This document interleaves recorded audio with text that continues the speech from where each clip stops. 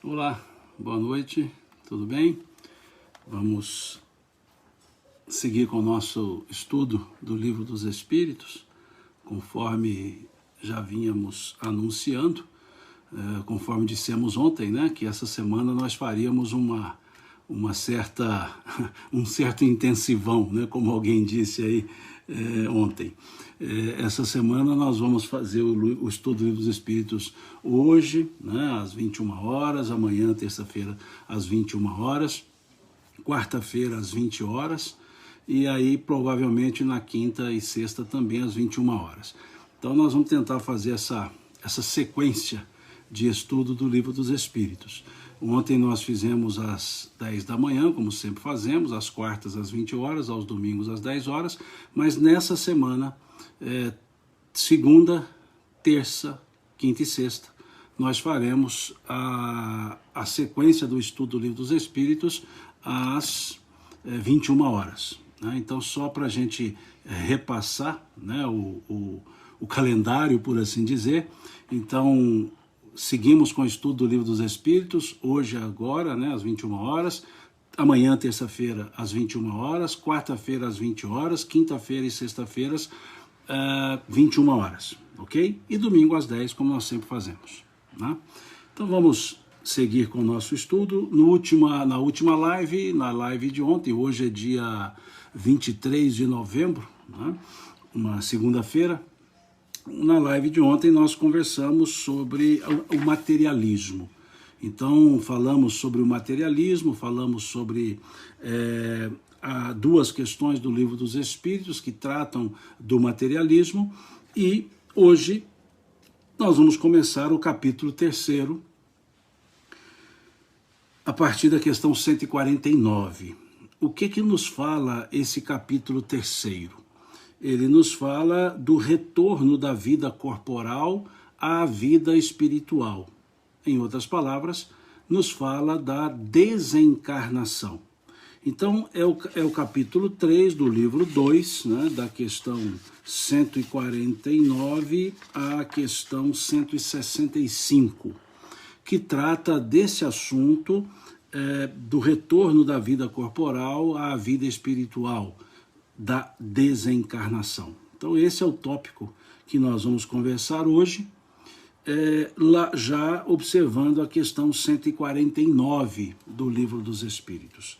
Quando Kardec então pergunta aos benfeitores espirituais em que se torna a alma no instante da morte.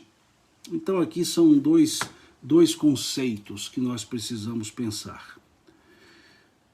Em que se torna a alma no instante da morte. Então aqui nós temos duas palavras, a alma e a palavra morte, que nos interessa analisar antes de entrar na resposta. Primeiro, o aspecto alma nos leva à questão 134 do Livro dos Espíritos, que é onde Kardec vai perguntar aos espíritos o que é alma, e os espíritos respondem um espírito encarnado. Né? Então vejamos a questão 134. Kardec pergunta aqui, que é alma? E eles respondem, um espírito encarnado. E aqui, na questão 149, ele pergunta em que se torna a alma no instante da morte. Se a alma é um espírito encarnado, Kardec está perguntando o que acontece com a alma depois da morte. E a palavra morte. A palavra morte nos leva à questão 68 do Livro dos Espíritos. A questão 68. Porque é preciso que entendamos essa ideia aqui de morte. E na questão 68, Kardec pergunta aos espíritos qual é a causa, né, da morte nos seres orgânicos. Né? Vejamos a questão 68 do Livro dos Espíritos. Kardec pergunta assim, então, aos benfeitores, qual a causa da morte nos seres orgânicos? E os espíritos respondem, esgotamento dos órgãos. Então aqui, quando Kardec pergunta na questão 149, em que se torna a alma no instante da morte, ele está perguntando sobre um espírito que estava encarnado e está perguntando da morte física. da morte física. Está perguntando da morte sob o prisma ou no prisma da questão 68, cessação dos órgãos. Cessação dos órgãos. Nós já vimos por uma antecipação, né, que cessada a vida física, a morte, o espírito deixa o corpo. Cessada a vida física. Em regra, não é o espírito que deixa o corpo e por isso o corpo morre. Não, é a morte física, a cessação dos órgãos, que desprende, faz com que desprenda o espírito. Então, a pergunta foi, em que se torna a alma no instante da morte? E a resposta dos espíritos, volta a ser espírito, isto é, retorna ao mundo dos espíritos que havia deixado momentaneamente. Bom, é uma resposta, de certa forma, simples. Uma resposta, de certa forma, por assim dizer, básica. Mas tem um ponto aqui que é interessante nós pensarmos nessa resposta. Em que se torna a alma no instante da morte? Eles respondem, volta a ser espírito. Porque se o espírito encarnado é a alma, a desencarnação é a volta ao mundo espiritual, é o espírito. Então se torna espírito. Isto é, então tem aqui uma partícula conclusiva, isto é, retorna ao mundo dos espíritos, que havia deixado momentaneamente. O verbo retornar nessa questão é interessante. É interessante. Por que o verbo retornar nessa questão é interessante? Porque nós temos por hábito, quando nos referimos à morte, de dizer que a pessoa foi embora, dizendo que a morte é uma partida. Não é comum as pessoas dizerem isso? Ah, fulano partiu dessa. Ah, foi a sua partida. Ele foi embora, ele foi. E os espíritos estão dizendo a resposta com o verbo retornar. Eles não estão usando o verbo ir. Eles não disseram assim, isto é, vai para o mundo dos espíritos. Eles não disseram. Eles disseram, retorna ao mundo dos espíritos. Tem diferença? Tem. Tem diferença. Porque morte não é partida. Morte é retorno. Partida é quando sai do mundo espiritual. Quando o espírito deixa o mundo espiritual para reencarnar, ele está partindo. Por que partindo? Porque o mundo espiritual é a nossa origem. O mundo espiritual é a nossa pátria real. Então, quando lá estamos em casa. E por isso que reencarnar é sair de casa. E desencarnar é voltar para casa. Então, morte não é partida. Morte é retorno. E aqui, essa palavra retorno, nós precisamos associá-la, eu vou anotar aqui, à questão 132 do Livro dos Espíritos. Por que nós temos que associar a palavra retorno? Nós temos que associar a ideia de retornar com a questão 132. Porque a questão 132 diz que a encarnação tem finalidade de progresso. Ou seja, cada um de nós, quando nos encarnamos, nós aqui chegamos para um desenvolvimento e um crescimento dentro de um interregno de tempo que nós programamos. Se a morte é retorno e o motivo de encarnar é progresso, só volta quem já cumpriu a sua tarefa. A morte em questões naturais, de forma natural, é um merecimento. Olha que interessante. A morte é um merecimento. Mereceu voltar para casa. Mereceu voltar para casa. Por isso o verbo retornar, precisamos adequá-lo à questão 132. Porque, vejamos, não é só um retorno, é um retorno de quem cumpriu o trabalho. É aquele ser que saiu de casa para o trabalho e terminou a jornada, voltou para casa. Todos, quando estamos trabalhando, queremos voltar para casa. Ninguém quer ficar ad eterno no trabalho. Então, quando nós nos encarnamos, nós programamos a nossa reencarnação. Quando nós nos encarnamos, nós programamos o nosso gênero de vida. Nós programamos o tempo que ficaríamos aqui na Terra. E quando vai vencendo o tempo, e a morte se dá por um processo natural, estamos voltando para casa na hora certa. Ou seja, merecemos voltar para casa. Então, duas coisas que o pensamento comum gera: que morte é punição e que morte é partida. Na verdade, morte é merecimento e morte é retorno. Olha que diferença faz. Isso não é só teórico, gente. Isso não é teórico. Isso não é só teórico. Quando se entende isso, sabe-se lidar com a morte. Sabe-se lidar com a morte. Aqui a Xiomara diz, podemos associar a questão 85? Sim, a questão que vai falar do mundo espiritual preceder ao mundo material e por isso poder existir sem que o mundo material nunca tivesse existido.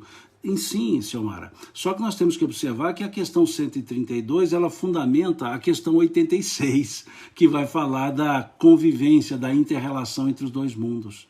Então, estar na Terra é parte do nosso processo. Não é um processo apartado, não é um desvio de rota. Estar na Terra é parte do nosso processo. Por isso que é interessante. Não é do campo só teórico, é de um campo eminentemente prático.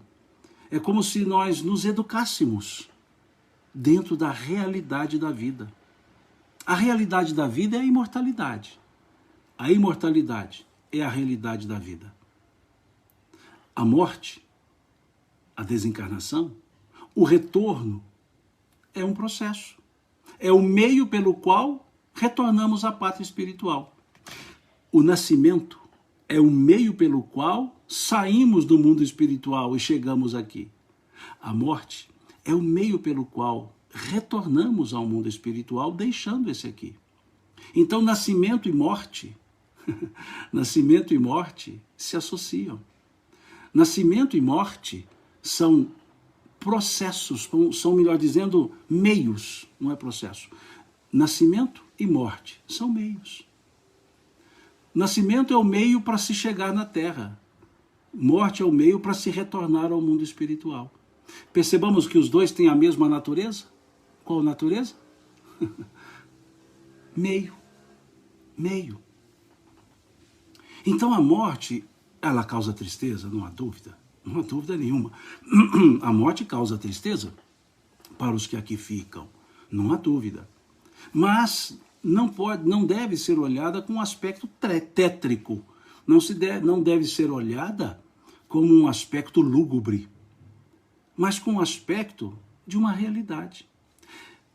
Da vida encarnada, a realidade é a morte.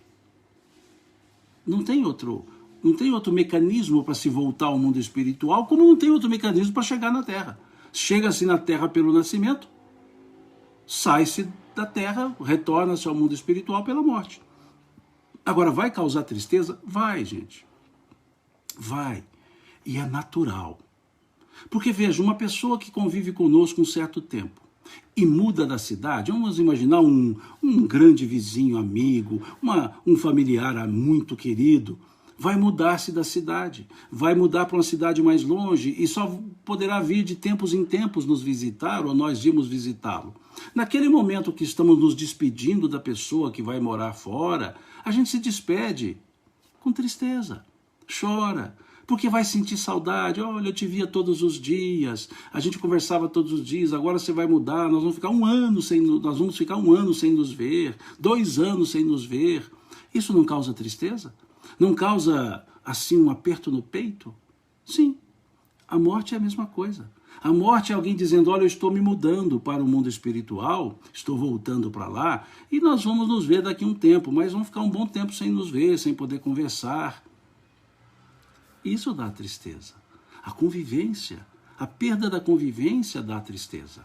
Então, quando nós analisamos aqui, não estamos fazendo um jogo de palavras, não estamos aqui falando que morte é morte. Não, não. Nós estamos dizendo que é algo que gera tristeza, sim.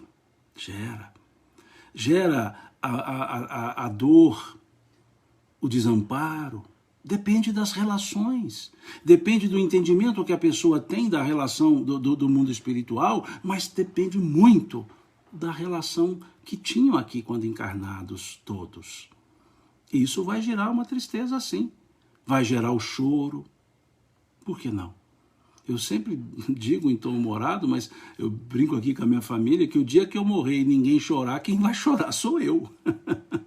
Porque o dia que eu morrer e ninguém chorar, quem vai chorar sou eu.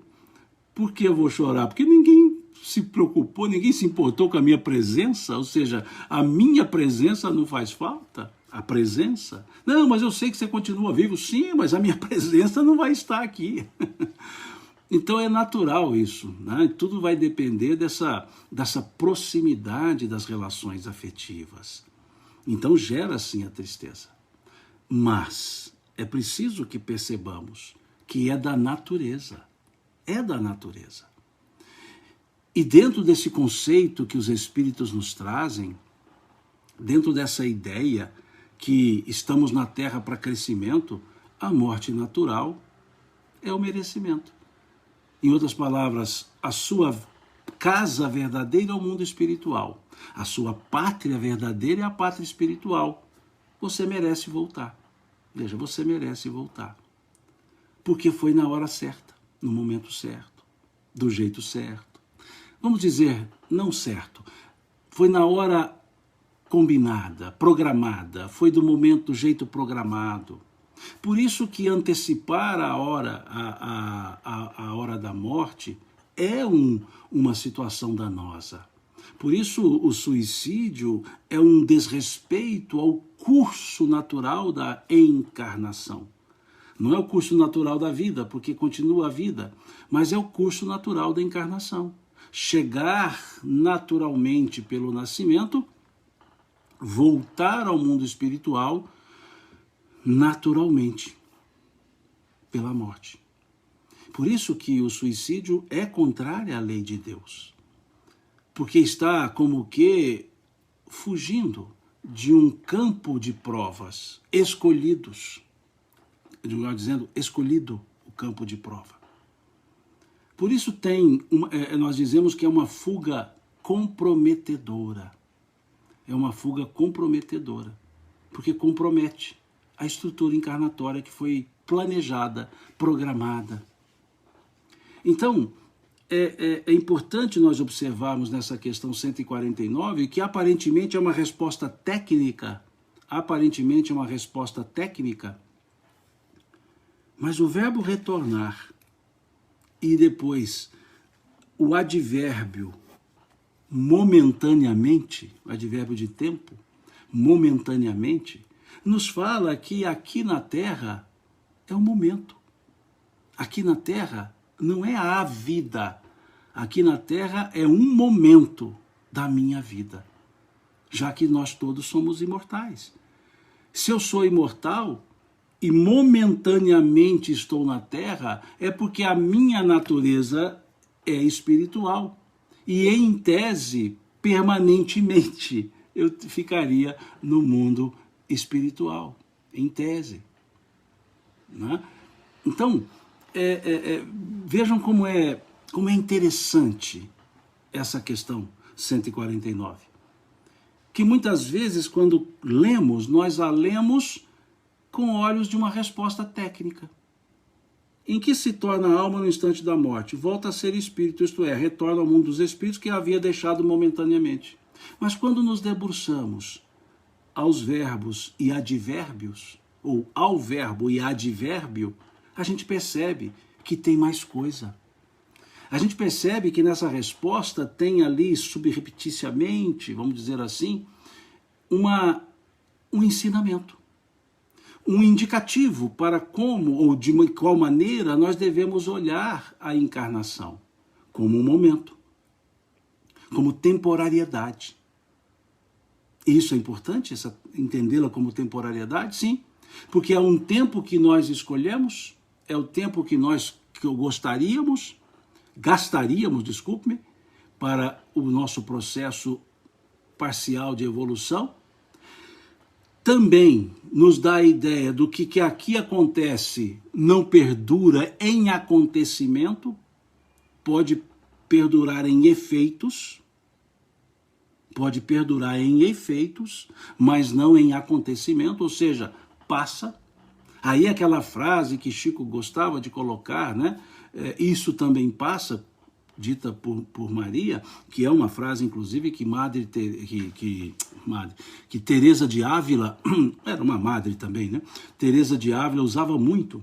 Quando a gente chega na casa de Teresa de Ávila, lá em Ávila, logo na entrada da casa, né, do museu, já tem lá na entrada, no balcão, assim, já tem uma frase de Teresa de Ávila, o poema Tudo Passa. É o poema de Teresa de Ávila. Então logo quando se entra, é o primeiro poema que se lê na entrada da casa de Teresa de Ávila, está lá, tudo passa. Nada te turbe, nada te desespere, pois tudo passa. Só Deus não passa. Né? E um poema belíssimo, né? Um poema muito maior. Essa frase, tudo passa, ou isto também passa, como nos falou Chico, é o momentaneamente. Quando nós percebemos o advérbio momentaneamente, a gente vai perceber a força da expressão tudo passa. Por que tudo passa? Porque está aqui na Terra. E nós não somos da Terra. Nós somos do mundo espiritual. Né? Sendo do mundo espiritual. Então, é importante nós percebermos esse aspecto, né? Nesse sentido, de que a vida aqui na Terra é um momento importantíssimo, mas é um momento, ok? Eu vou ponderar mais uma vez aqui, a minha forma. Algumas pessoas falam assim, não preciso ficar explicando, justificando, mas é o meu jeito de ser, eu vou justificar. Nem todas as perguntas eu consigo ver, gente. Elas vão subindo aqui, eu não consigo lê-las. Então eu vi aqui alguém agradecendo porque alguém respondeu. Então me ajude aí, alguém vai respondendo para os outros. Porque eu não consigo ver todas as questões. Então quando coincide de eu estar olhando aqui ou aqui no Facebook e a pergunta aconteceu, pode ser que eu a leia. Mas acontece que passa, uma pessoa põe outra, vai passando rapidamente, eu não vejo. Principalmente aqui no Facebook, que só fica uma linha aqui para eu ver. Então eu só vejo uma linha, então se não tem a pergunta ali naquela hora eu não vejo. Aqui no Instagram eu vejo 3 perguntas mais ou menos, mas elas passam rapidamente, então desculpe-me, eu não é má vontade para responder, tá certo? E tem alguns casos que a pergunta está um pouco fora do contexto, então eu acabo não raciocinando aqui para ler a pergunta, então me desculpem, tá bom? Não é falta de vontade de ler a pergunta, não. É porque realmente não consigo vê-las todas. Bom, então essa é a questão 149, que eu sugiro aqui 2 palavrinhas interessantes. O verbo retornar e o advérbio momentaneamente. Acho interessante, porque esses 2 aqui nos dão indicativos para irmos à questão 132, para irmos à questão 134, para irmos à questão 68. Né? Eu acho que ajuda muito para fechar esse raciocínio da questão. Né? Então vejamos como que as questões do Livro dos Espíritos elas dizem mais do que o que está escrito. Como essas questões, como essas respostas, elas vão além do que só o que está escrito. Que há entrelinhas, que em palavras, uma ou outra palavra, os Espíritos estão trazendo outros ensinamentos quando nós podemos associá-los a outras questões. Quando a gente consegue ajustar a outras questões. Né? E isso é importante no estudo do Livro dos Espíritos. Isso é importante. Porque a gente vai associar. A gente vai associar. E um estudo é associação. Um estudo é associação. porque a gente lê uma questão, associa uma outra, e aí a gente vê um conjunto de ensinos.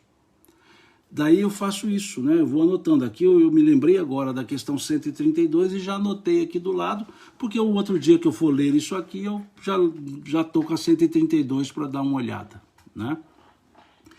Vamos para a questão seguinte, questão 150. Após a morte, a alma conserva a sua individualidade? Após a morte, a alma conserva a sua individualidade? Eles respondem, sim, jamais a perde. Que seria ela se não a conservasse? O que é essa pergunta? Na questão 76, vamos anotar aqui, ó, questão 76. Na questão 76, define-se o espírito. Que definição pode se dar dos espíritos? É a questão 76. E lá diz, são os seres inteligentes da criação. Na questão 23, pergunta-se, que é o espírito? Eles respondem, princípio inteligente do universo. Nessas duas questões, a Lâmia diz aqui, associa ao nosso lar. Perfeito, Lâmia. Eu vi aqui, parece que a Ciomara associou a questões do livro Consolador. Perfeito.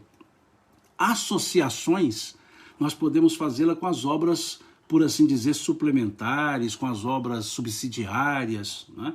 Quantas associações pudermos para fechar o raciocínio? 10. Muito bom.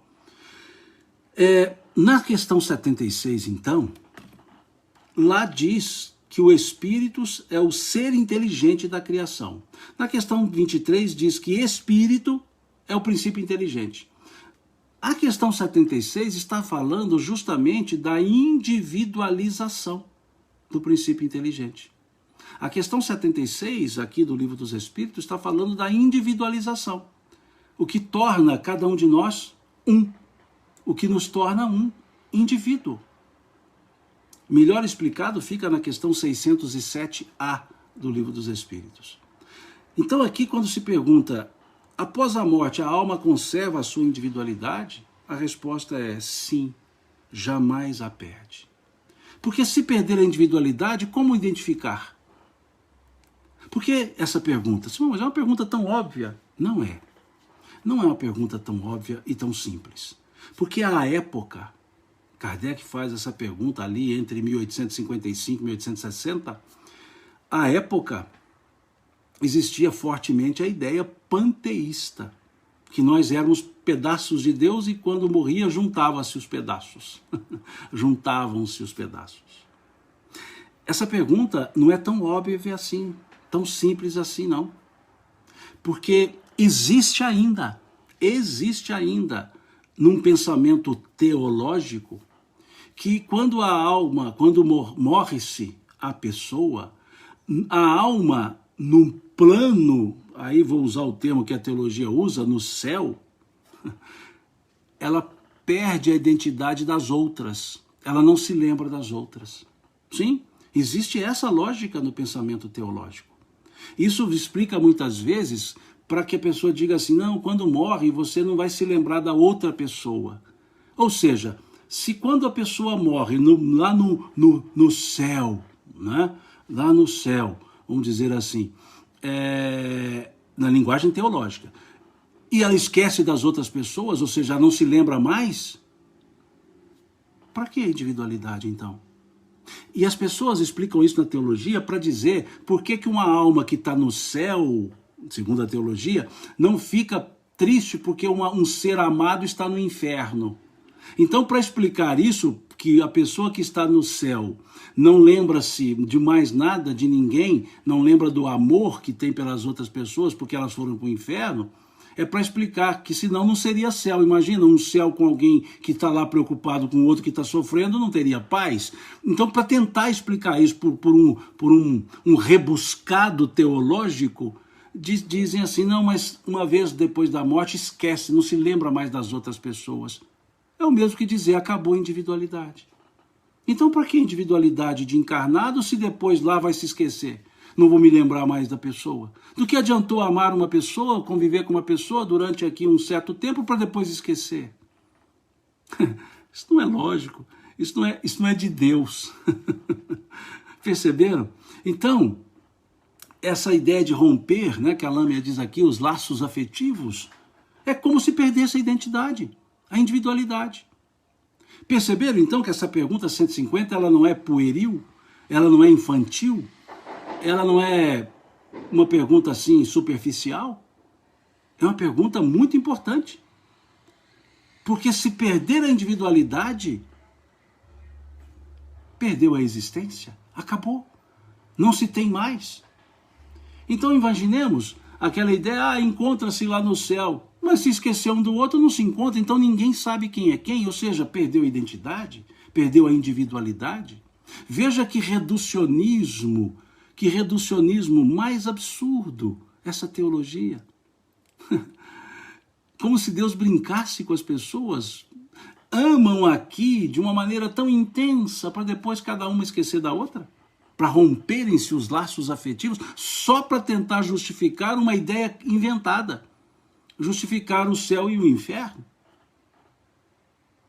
Por isso que é importante esse tipo de pergunta.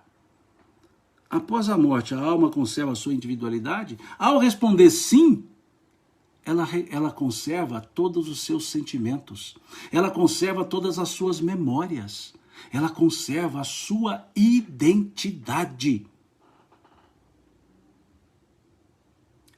Ela conserva a sua identidade. Veja que beleza é isso. Que beleza é isso. Se perder a identidade, aqui eu estou indo além, não estou mais na individualidade, é a identidade. É a identidade. Agora, para que ter uma identidade para depois perdê-la? Não, mas a gente não perde. Eu olho para mim, eu sei que sou eu, mas eu olho para os outros e não sei que são os outros. Então é como se eu perdesse a própria identidade. Meu histórico foi todo embora. Não. Esse tipo de ideia não gera conforto nenhum. Por isso as pessoas têm medo. As pessoas têm medo. A Beatriz pergunta, a imagem seria da última encarnação? Nós vamos chegar numa pergunta que fala sobre isso. Seria, em tese, em regra, viu? Em regra, seria. Mas nós temos uma questão sobre isso aqui que nós vamos trabalhar. Se não hoje, amanhã. Né? Como nós vamos ficar a semana toda, todos os dias às 9 horas, não, exceto quarta que é às 20 horas, os outros dias às 21, não estou com pressa. Né? Não estou com pressa. Vou estudando aqui a questão com uma porção, né? com parcimônia, né? Vamos dizer assim. Então, por que tem tantos se tem medo? Por que conforto tem duas ideias? A que nós estudamos no domingo, ontem. Materialismo. Não tem conforto nenhum, porque vai gerar o nada. Depois da morte é o nada. O horror ao nada. A aniquilação total. Agora a outra escola, que não é materialista, mas diz assim, não, quando você morrer, você esquece das outras pessoas. Os laços afetivos não existem mais. Pouca diferença com o nada. Pouca diferença com o nada materialista. Entre o nada materialista e esta explicação reducionista por uma teologia, por assim dizer, humanista, humana, tem pouca diferença. O nada ou perder a identidade, ou seja, perder os laços afetivos. Pouca diferença se tem, porque o que elas têm de semelhante? Não dá conforto. Mas agora, sabendo que eu vou reencontrar, que eu vou identificar, que eu manterei os laços, os sentimentos. Opa, isso dá conforto? Isso dá conforto? Perceberam? Perceberam então que essa questão 150, ela não é uma pergunta vazia?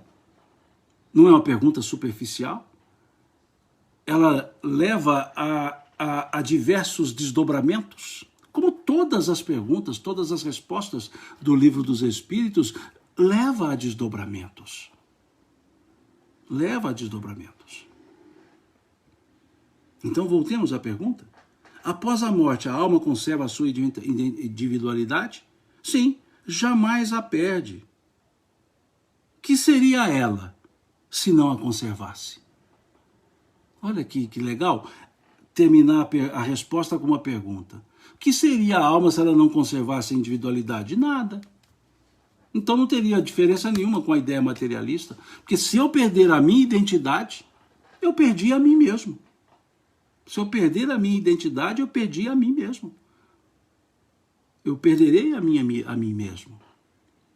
E se eu me perder de mim mesmo, eu não sou.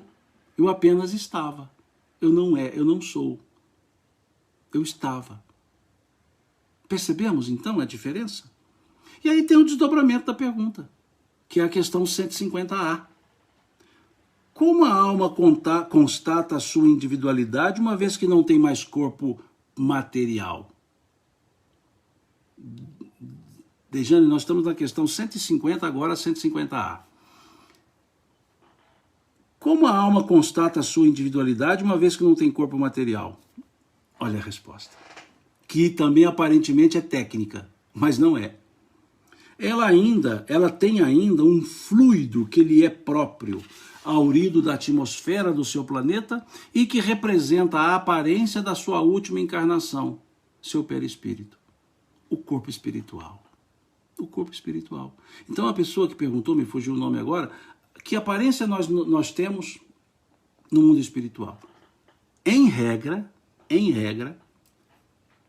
geral, a última encarnação. Aquela que nós dela desencarnamos. Em regra, da última encarnação. Por que em regra? Porque com a evolução espiritual, o espírito plasma. Porque o perispírito, ele é plásmico, ele tem certa... Você pode ajustá-lo. Então pode ser que o espírito queira se apresentar com a imagem, com uma fisionomia de uma encarnação outra. Mas para isso ele tem que ter um nível evolutivo tal que permita que ele saiba como lidar com isso. Emmanuel é um exemplo claro disso. A última encarnação, em tese, pelo amor de Deus, não quero entrar aqui em quem foi quem, pelo amor de Deus. Mas em tese, quando olhamos o livro Renúncia, Emmanuel encarnou-se como Padre Damiano. E a feição que ele se apresenta, segundo Chico descreve, é a feição que ele tinha quando encarnado como Públio Lentulus, lá na Roma Antiga. E por que ele mantém a fisionomia lá da época e não a última? Primeiro, porque ele é um espírito mais evoluído e consegue assim fazer. E segundo, é porque ele diz que foi com essa fisionomia que ele viu Jesus, que ele se encontrou com Jesus, lá, no livro Há 2000 anos. Então ele encontrou-se com Jesus. Então para ele é importante se olhar e se enxergar desse jeito, porque foi quando ele conheceu Jesus e não o seguiu. Não é porque ele aplaudiu por ter conhecido Jesus e não tê-lo seguido. Depois ele encarnou-se como Nestório, Padre Manuel da Nóbrega. Isso são encarnações ditas, tá? Nos livros, não estou fazendo especulação não. Ditas por ele. Padre Damiano. E manteve aquela fisionomia. Então, por isso que eu disse que é em regra, a última encarnação. Então, se eu me desencarnar, vou me apresentar com essa feição. Infelizmente, ainda com esse corpo assim, com essa protuberância aqui, abdominal. Agora, normalmente, com aquela última feição aqui do processo de desencarne. Mas, dentro da mesma fisionomia, pode aparentar-se mais moço, menos moço, dentro da mesma fisionomia. É a plasticidade do perispírito. Agora, para apresentar-se com uma feição de outras encarnações, aí já não é só a plasticidade. Depende de um certo grau evolutivo para ter conhecimento e domínio disso. A doutora Marlene coloca aqui, né, uma frase lá do Há 2000 anos. Senador, baixa o teu orgulho. E é talvez por isso. Aliás, Emmanuel disse isso. Ele mantém essa fisionomia para justamente demonstrar que precisa sempre baixar o orgulho, né? Então, muito legal isso aí, né? Muito legal. É tão bom quando vocês complementam, né? Trazem um complemento de outra obra. Gente, muito obrigado por vocês fazerem isso. Isso é que enriquece o nosso estudo, né? Traz, Então, muito legal isso. Valeu, obrigado mesmo. Acho muito legal isso. Isso aqui é o estudo em grupo, né? Um trazendo ideias, trazendo fundamentos, né? Muito legal, né? Para o outro. Ou para todos nós, né? Melhor dizendo. Então, percebamos, né? Que é uma resposta interessante. Aí as pessoas perguntam, então eu verei com o jeito que ela era? Sim, sim, sim.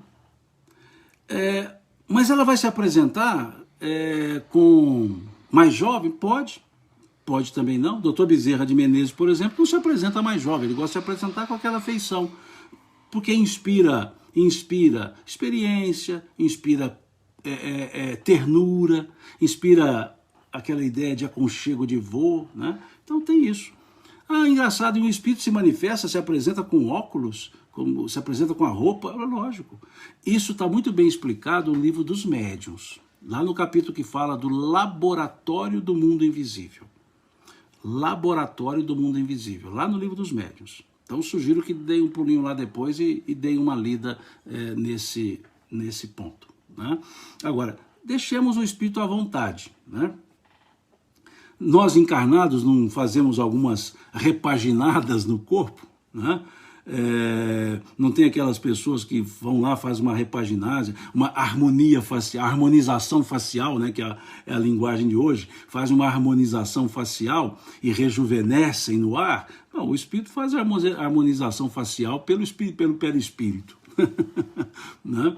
Então, tranquilo. É possível, tem pessoas que vão lá, fazem luzes no cabelo, né? Que no meu caso eu coloquei uns fios brancos aqui, né? Então vejam, é preciso perceber isso, tá? É preciso perceber essa plasticidade. Então, sim, em regra vai apresentar-se como estava na última encarnação. Em regra, pode ter diferença, pode. Tranquilo, né? Então, interessante essas três questões, né? Desdobramento. E temos a 150B, que também é um desdobramento da 150, né? A alma, e essa questão é boa, a alma nada leva consigo deste mundo? Olha que pergunta interessante. Porque muitos dizem, não, ninguém leva nada desse mundo. Aí Kardec perguntou. A alma leva consigo, leva algo, a alma nada leva consigo deste mundo? Os espíritos respondem, nada. Nada. A não ser a lembrança, o desejo de ir para um mundo melhor. Essa lembrança é cheia de doçura ou de amargor, conforme o emprego que haja feito na vida física. Quanto mais pura for, tanto melhor compreenderá a futilidade do que deixa na terra. Futilidade do que deixa? Bens materiais. Leva-se isso? Não, não se leva. E aqui eu acho interessante, sugiro que vocês leiam uma mensagem que está no capítulo 2. No capítulo 2 do Evangelho segundo o Espiritismo, no item 8. É uma mensagem assinada por uma rainha de França. Dei uma lida lá, capítulo 2, no item 8, sobre essa questão do que leva desse mundo. Lá tem uma frase interessante. Lá tem uma frase, nesse item 8 do capítulo 2 do Evangelho segundo o Espiritismo, tem uma frase de um espírito que se auto-intitula uma rainha de França, que diz o seguinte: não se vos pergunta quem haveis sido, que posição haveis ocupado, mas o bem que haveis feito, as lágrimas que haveis enxugado. Olha que interessante. Quando do retorno ao mundo espiritual, não se vos pergunta quem haveis sido, que posição haveis ocupado, mas o bem que haveis feito, as lágrimas que haveis enxugado. Olha que interessante.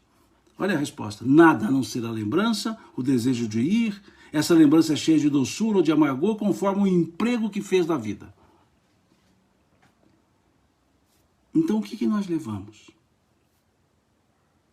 O que nós somos. O que nós somos. Não é o que nós possuímos. Não é o que nós temos ou detemos. Porque nem ter nós temos.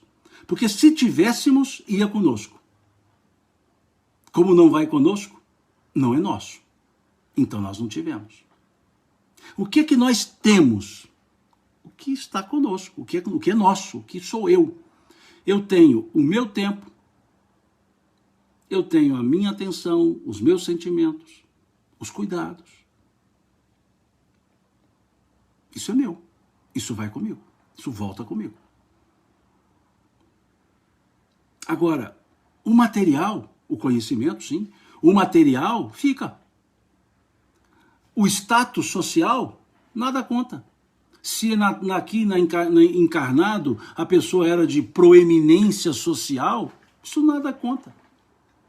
Se era rico, se era pobre, nada disso vai contar.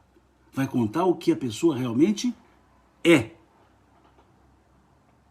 E o que ela fez, desinteressadamente, pelo bem dos outros.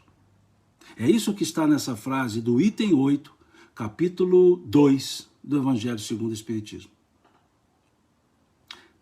Não se vos pergunta o que haveis sido, que posição haveis ocupado, mas o bem que haveis feito, as lágrimas que haveis enxugado. Esse é o ponto. Esse é o ponto.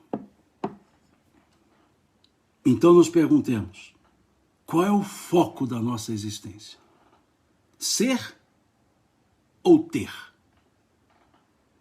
Para ser escravo do ter, eu nunca serei. Nunca serei alguém se eu for escravo do ter. Se a minha vida é ter, eu nunca vou ser. Eu sempre vou ter. Eu sugiro a leitura do livro O Homem Integral, de Dona Joana de Ângeles. Sugiro a leitura do livro O Homem Integral. O livro inteiro. E lá no final, ela vai fazer uma análise entre o ser e o aparenta ser e o ter. Vejam, entre ser, aparenta ser e o ter. Super interessante para mostrar esse aspecto. Não quer dizer que não podemos ter as coisas, não é isso. Podemos sim.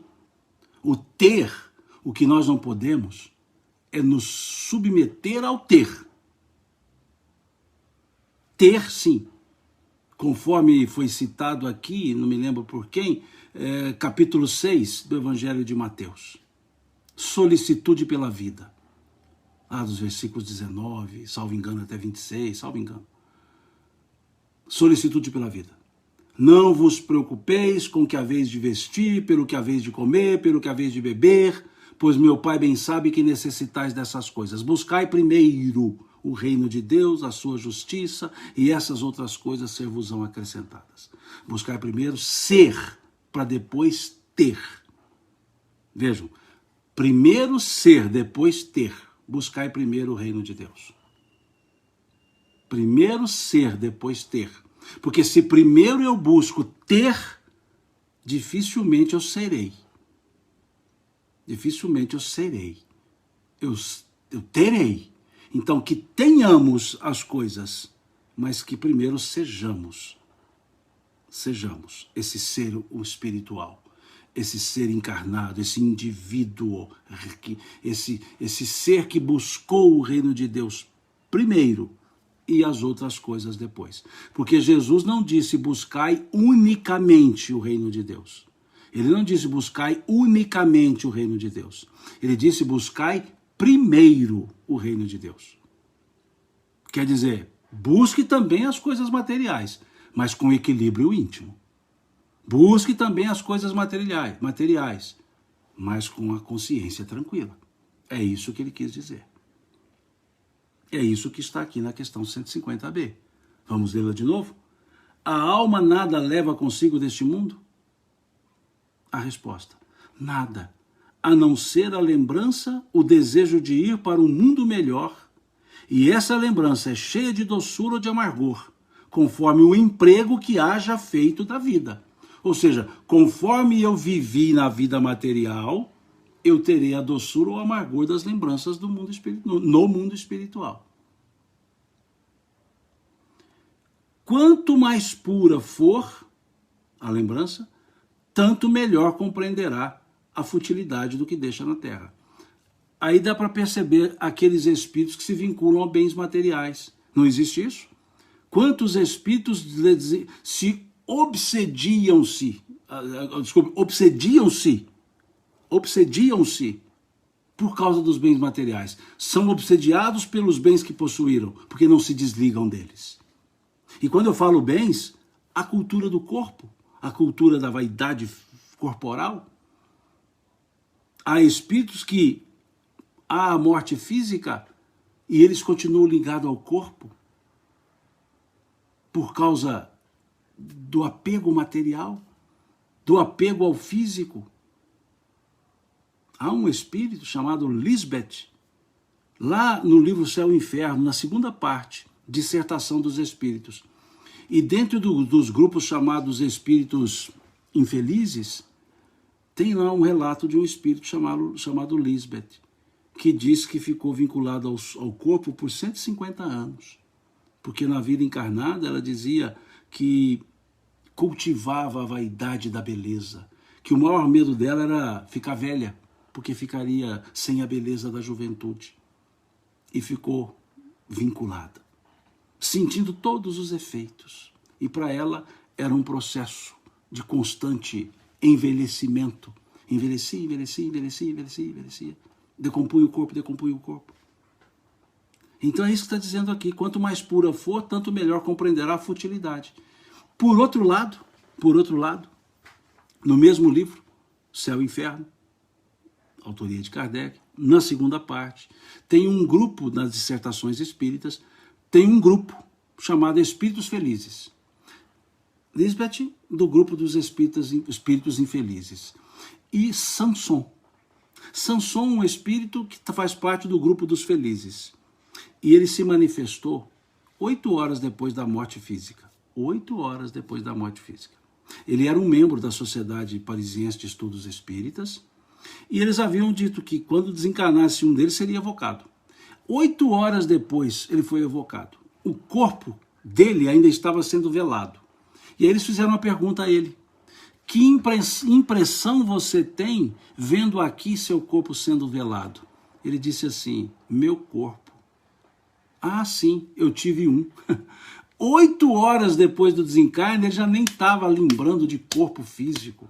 Não tinha apego nenhum. Por outro lado, o outro ficou vinculado mentalmente. Não estava ligado fisicamente, óbvio, por 150 anos. Por 150 anos. Vinculado. Por isso eu estou usando o termo vinculado, porque não tem como estar ligado a um corpo que nem existe mais. Mas mentalmente vinculado. Dependente. E Samson desapegou 8 horas. Ele disse: ah, um corpo sim, eu tenho. Eu tive um. 8 horas depois. Então, é esse o sentido que está colocado na questão 150b do Livro dos Espíritos. Que quanto mais desprendidos durante a vida física, quanto mais ser e menos ter, não quer dizer não possuir as coisas, quer dizer ser possuído pelas coisas. Vamos separar bem. O Espiritismo não é contra a pessoa ter bens materiais, se isso foi fruto de uma aquisição lícita, fruto do seu trabalho, uma aquisição lícita, parabéns. O que está se dizendo entre ter e ser é o ter que faz com que quem tenha, na verdade, seja possuído pelo que ela diz ter, ou seja, escravo do próprio bem que tem. É nesse sentido que é o ter, né? Então eu sugiro também a leitura do livro Céu e Inferno. Essa segunda parte são dissertações dos espíritos. Kardec divide em diversos grupos e traz lá as dissertações desses espíritos, né? Bom, E com isso nós vamos fechando os 60 minutos, né, da nossa live, e amanhã a gente segue.